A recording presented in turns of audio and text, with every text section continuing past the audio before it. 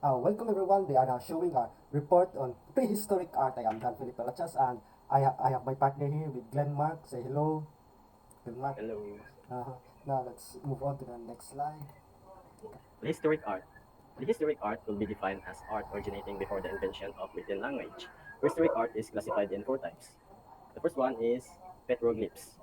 Petrographs are images carved into the surface of rock. Examples are pupils, rock carvings, and engravings. The second is pictographs. Pictographs include caves, paintings, and drawings, like here. And prehistoric sculptures include small statues and relief sculptures. And the last one is megalithic art, refers to the arrangement of large pieces of stone. Next slide, please. Petroglyphs and pictographs. The primitive men depended on hunting of wild animals for food and clothing and lived mostly in caves. With an attempt to represent their beliefs and their world at the time, they painted images on cave walls and ceilings. These images are later called cave art. Cave arts have five principal motifs: animals, human figures, tools and weapons, local maps and symbols. They were either engraved, sculpted, or painted into rocks. As you can see, we have some examples here on the left, on the right, with some petroglyphs of Nine Mile Canyon in Utah and Altamira Cave in, I think, Spain. Another example of cave art is hand art. The prints were obtained by either pressing the hands smeared with red, black, and white substances on the walls of the cave or by outlining the hands on the walls. These hand paintings are found at Catalhuyuk in Turkey, El Castillo and Altamira in Spain, and Lausel and Gargas in France. So as you can see at the picture, it depicting handprints. This form of cave art provides insight into the ancient human presence in the region and their artistic expressions. Next slide, please.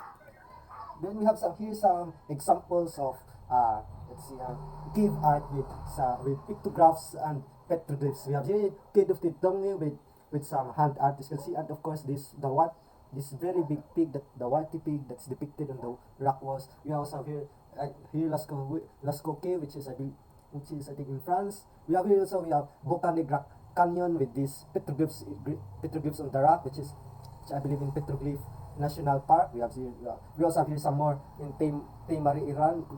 It is a mountain with many petroglyphs like this, and we have also here with Twyfell Fountain, Namibia, with very stunning examples of copios. We have seen that those whole like carvings of the rock. Those are copios. Copios. Now move on. Prehistoric sculpture. Sculptures were also made during this period. One of the first works of sculpture is fertility statues. Example of this is Venus of Willendorf, showing a plump female figure in which the breasts and hips were emphasized to suggest a strong connection of women to fertility. As you can see at the picture, it depicts a small woman statue or figurine, and it estimated to have been created around 25,000 years ago.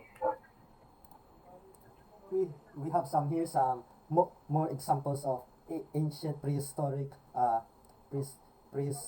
sculptures. We do the Lovenmensch of Hollenstein Stadel. We have here an Olmec bird vessel, and we have here in the Einsacri lovers, which is not very distinct. That is, it is said to be two people that is copulating from what I have read. And now let's move on to the next part. Megaliths. Megaliths are huge, often undressed stone used in various Neolithic and early Bronze Age monuments. Megaliths come in a few varieties. Menhir are single standing stones. Dolmens are two or more standing stones with a stone laying across them. Alignments are when multiple megaliths are placed in relation to each other with intention. So here are the example of the megaliths, which is a very big rock standing. And megaliths are large stones or structures that were made and arranged by ancient people, often for religious or ceremonial purposes. Now we have here a very famous example of a megalithic structure. We have the Stonehenge stands as a prehistoric stone circle monument, also believed to be a cemetery situated about 8 miles north of Salisbury, England. Scientists believe that this was built on 6 stages for around 3000 and 1520 BCE from the Neolithic period to Bronze Age. This is a unique structure as seen on its artificially shaped sarsen stones made of blocks of Cenozoic silk. As, here we, as you can see, there are many there are many very big stones that is standing in the middle of a field, arranged in a circle for significant purposes that is not very clear to us now.